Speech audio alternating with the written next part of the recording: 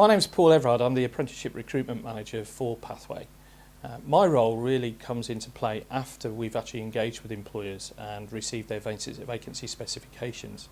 It's then that myself and my team will actually start our work, and that is trying to source the right, suitable, work-ready candidates for the employer's specification and the vacancy that they've actually got.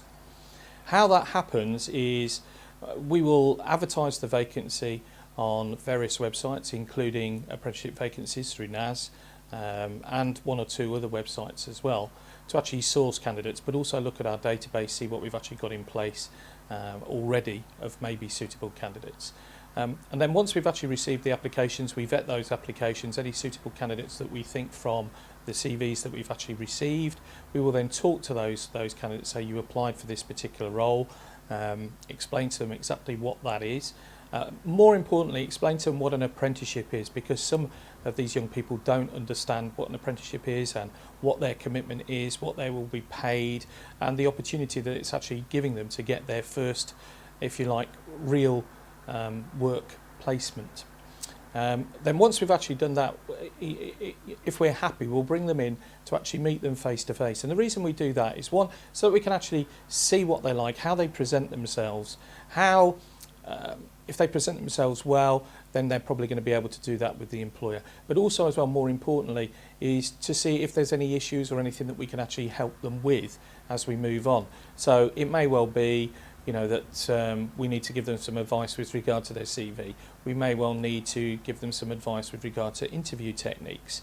So we'll put them through mock interviews. We'll also do as well initial assessments for their English and Maths and ICT, if applicable, to actually see where they are with regard to their English and Maths qualification, to ensure that they're going to be able to fulfil their apprenticeship and the MVQ qualification that they're actually going to be doing. And then once we've done that, it's a case then of sending the CV over to the employer, or CVs over to the employer, then chasing them, arranging with them interviews, any suitable interviews for the candidates, then liaising back with the candidate, saying they've been successful in actually obtaining an interview, briefing them of exactly where that is, giving them some information about the company website, so they can actually do some research before they go out and see the employer. And also as well, if they're a little bit apprehensive about the interview, trying to reassure them, you know, tell them to be themselves, be their own character, how to dress as well, that's important, to make sure that they dress in business attire so they look presentable. And also things like, for example, you know, it could be earrings, anything like that they might need to, you know, to remove. It's basic stuff like that really, to actually help them create the right impression to the employer. And we'll also as well help them, if necessary, with any questions, because usually at an interview the employer will say, have you got any questions for us? So it's better if they ask some questions, so it's giving them an opportunity to be able to look at that as well. Then hopefully once they've done well at the interview, it may well be that the employer will decide, yeah, that's great, we'll take them on, and then we arrange the start date for them to go through, and then process the administration ready for them to actually be put onto their qualification.